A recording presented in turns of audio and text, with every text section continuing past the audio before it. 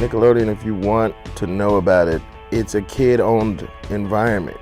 It didn't feel like the version of what an adult was telling a kid to watch. It felt like really what kids were into. I don't know. Kids can smell from 1,000 miles away when they're being sold a bunch of crap. If it was a tiny bit naughty, kids would really appreciate that and feel that it was real and it was really for them. You can't do that on TV. No one really knew if it was going to end up being successful. We were the anti-Disney, we were the anti-Saturday morning. We wanted less acting, and we wanted more normal kids. How come everybody draws babies as these beautiful ones? When they first come out, heads are kind of weird looking, kind of funny looking, and that's why the Rugrats were drawn like they were. The inmates were very much running the asylum back then. It was way easier to slip stuff in. They trusted us. I mean, the stuff we got away with was insane. There's something about just making a show that is just about laughing, it's about having fun, and it's about just being silly. When we all got together, we knew there was something magical. To have that diversity in a show. It gave a lot of hope to a lot of kids coming from different walks of life saying like, well, I can do this too. Mothers were going to work for the first time, divorce rates were high, kids were either coming home alone or in after-school programs. They needed a place where they could just be kids. They want a childhood, let's give it to them. So there's all those crazy things that happen that, you know, nobody knows about.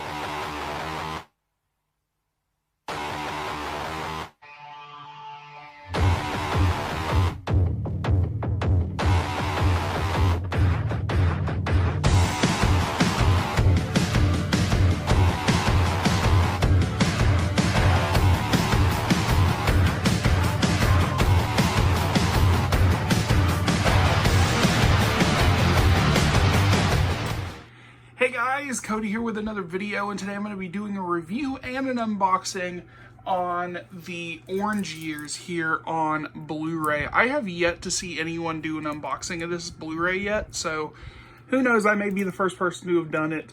But this is a great documentary, which I'll talk about after I'm done doing the unboxing. But yeah, this was a fun documentary to watch here. So there's the side right there. And the back with the description there, you got a lot of nice little sketches from things like Are You Afraid of the Dark, Legends of the Hidden Temple, log from Ren and Stimpy. Yeah, there's just a lot of great things about this documentary, especially someone who grew up in the 90s. It's just beautiful. So I'm going to take the plastic off here. Obviously, this is like really weird shrink wrap.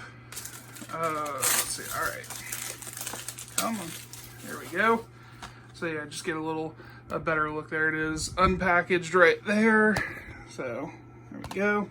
Open it up, and here is the disc right there. The Orange Years, the Nickelodeon story right there. Very, very amazing documentary.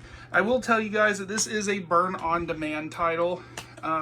It does remind me of other Nickelodeon things that I've gotten. As you can see, this is on a black disc or a grayed out disc on the bottom, which means it's a burned copy of the documentary, but still very, very nice documentary here. Alright guys, so here's my review of the Orange Years. I did get a chance to check it out like when it was released digitally. I have been waiting for almost 2 weeks for the Blu-ray to come in, but I did want to check it out, and I wanted to kind of pair a review and an unboxing together. But my honest opinions, this is probably one of the most detailed and best retrospective documentaries about Nickelodeon in its golden years. It definitely screams 90s nostalgia, and if you grew up in the 90s, you are going to love every single bit of this documentary. It is one of my favorite documentaries as of now.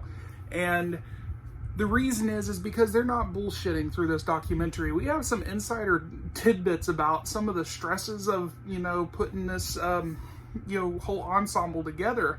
Everything from doing some of the game shows like Double Dare. You got Mark Summers telling some kind of insider trade secrets about like people who are, almost dying on the set, contestants. We get everything from the beginnings, the humble beginning of Nickelodeon, it started out as Pinwheel. So we get to hear some information about that. We hear about, you know, of course, one of the more reasons why Nickelodeon got lifted off the ground was because of you can't do that on television. So that's where the sliming and that's where all that stuff came from. And eventually we hear about their push to start doing animation. So they went to, you know, these, I guess, non-union animators, people who didn't actually have a job animating, and they had like original animators, no one that came from Disney or anything like that. We wanted to give some original ideas, some original, you know, stuff to be able to put as exclusive to Nickelodeon. They didn't borrow from other companies, so that's why we got things like Rugrats and Doug and Ren and Stimpy. As a matter of fact, those were the first 3 animated premiere shows that they put on Nickelodeon at the same time on the same date, and they all blew up on Nickelodeon. And that's pretty much where, you know, a lot of this information is coming from, is a lot of these people who were involved. I think that the best parts of this documentary is them telling us things that we didn't even know about. You know, like things like Nickelodeon Studios. We actually got to see some footage of them doing a tour.